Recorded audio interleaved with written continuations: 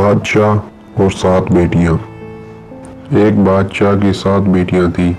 एक दिन बादशाह बहुत खुश होता है और अपनी 7 बेटियों को बुलाकर पूछता है कि मैं तुम सब से एक सवाल पूछूंगा और अगर जवाब अच्छा लगा तो तुम्हारा मन चाहा इनाम भी दूंगा।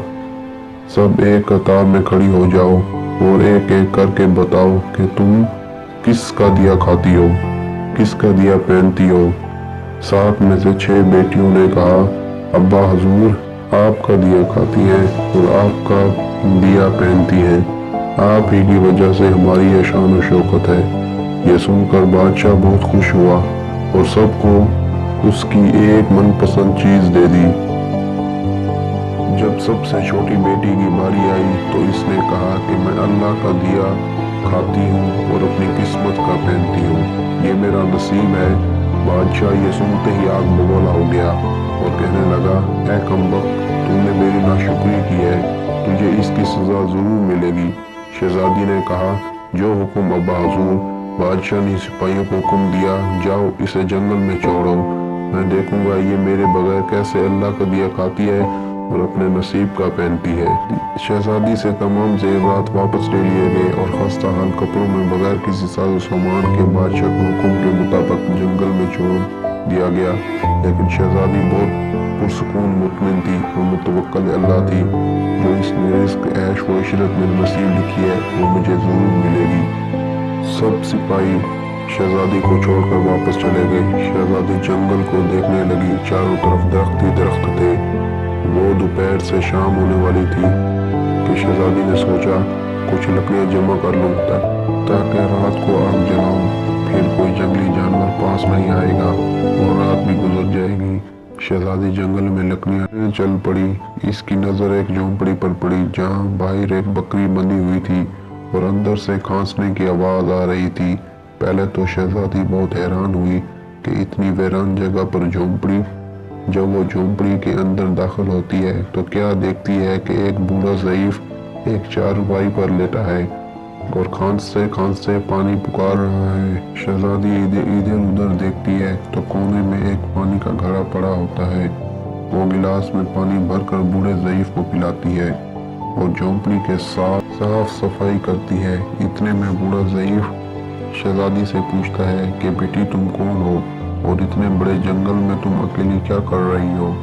तब शहजादी इसे बताती है कि वो यहाँ तक कैसे पहुँची। बूढ़ा ज़ईफ इसे झोंपड़ी में ही रुकने का बोलता है और कहता है कि मैं शहर में काम करता हूँ, सुबह शहर चला जाऊँगा और 8 दिन के बाद आऊँगा। तुम यहीं रहो और झोंपड़ी में खाने का सामान है और नदी पास ही है, तुम वहाँ से घड़ा भर लिया करना।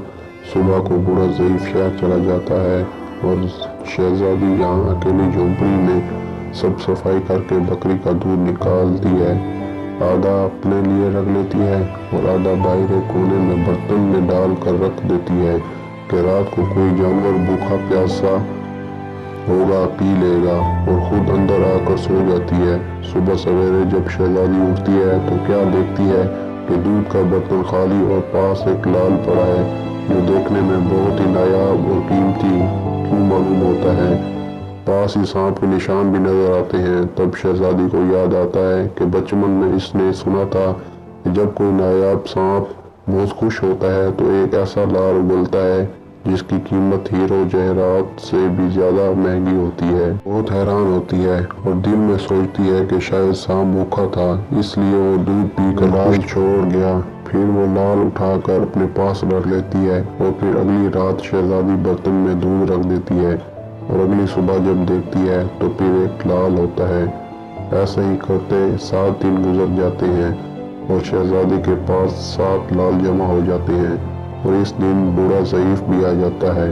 तब शहजादी इसे लाल दिखाती है और सारा वाक़या बताती है और बूढ़ा ज़ईफ को 3 लाल देती है और कहती है कि शहर जाकर ये लाल बेच दो और आते वक्त अपने साथ महल बनाने वाले मजदूर लेकर आना। बाकी 4 लाल शहजादी अपने गले में माल के तौर पर पहन लेती है और कुछ ही महीनों में जंगल में एक आलीशान महल तैयार हो जाता है जिसमें बूढ़ा ज़ईफ और शहजादी रहने लगती हैं। ऐसा खूबसूरत महल जिसमें हर आरइश नौकर चाकर ढेरों नेमतें मौजूद होती हैं। शहजादी जंगल में लकड़ी की फैक्ट्री लगाती है जिसमें गरीब काम करते हैं और इनकी रोटी भी चलती रहती है। देखते ही देखते जंगल शहरनुमा बन जाता है और दूर दूर तक धूम मच जाती है कि शहजादी बहुत रहमदिल है। ये खबर ऐसे ही बादशाह तक पहुंचती है तो बादशाह के दिल में इश्तियाक होता है कि देखूं तो सही कौन से मुल्क की शहजादी है जिसकी इतनी तारीफ है। बादशाह सिपाहियों के साथ पैगाम भेजता है शहजादी से मिलने। यहाँ शहजादी के सिपाही जब शहजादी को बताते हैं तो शहजादी ये हुक्म देती है कि बादशाह सलामत एक ही शर्त पर हमसे मिल सकते हैं कि वो अपनी तमाम बेटियों के साथ आएं। सिपाही जाकर बादशाह को पैगाम दे देते हैं। एक दिन बादशाह अपनी तमाम बेटियों के साथ शहजादी के महल जाता है। शहजादी इन सब से मिलती है चेहरे पर नकाब करके और इनके लिए 7 रंग के खाने पेश करती है और हर खाने के साथ इसी रंग का जोड़ा जेवरात पहन कर आती है। महल की शान व शौकत, खूबसूरती और शहजादी का अंदाज बादशाह और बाकी तमाम शहजादियों को बहुत हैरान और मुतासर करता है। आखिर में बादशाह शहजादी से कह देता है कि तुम मेरी बेटी की जगह पर हो और मैं भी तुम्हारे कहने पर अपनी तमाम बेटियों के साथ आया हूँ। फिर हमसे ये पर्दा किस लिए? बहुत इसरार पर शहजादी कहती है ठीक है मैं तैयार होकर आती हूँ। जब शहजादियाँ आपस में सरगोशी करने लगती हैं कि इतनी तो तैयारी है, इतने महंगे ज़ेवरात पहने हैं, अब वो और कितना तैयार होकर आएगी। इतने में क्या देखते हैं कि दूर से एक खस्ता हाल कपड़ों में कोई आ रहा है और गौर करने पर बादशाह को याद आता है कि ये अभी तक जिंदा है।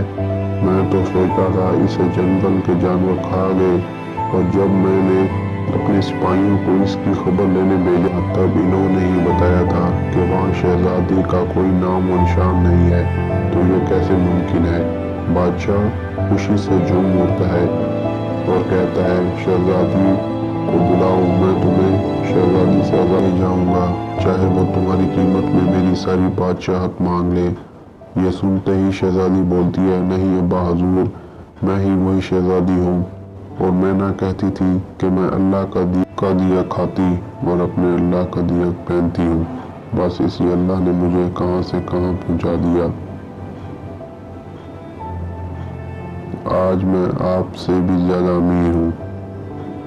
फिर शहजादी अपने तमाम हाल बयान करती है कि वो इस मुकाम तक कैसे आई और दिखाती है अपने गले की माला जिसमें अभी भी 4 लाल मौजूद होते हैं।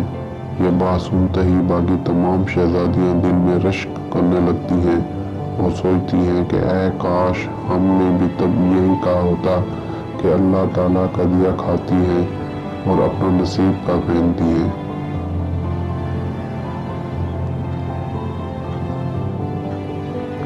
बेशक अल्लाह ताला सबसे अच्छा रिस्क देने वाला है क्योंकि वो बेहिसाब रिस्क देता है और जो रिस्क वो देता है इस पर अल्लाह ताला के अलावा और कोई कदर नहीं।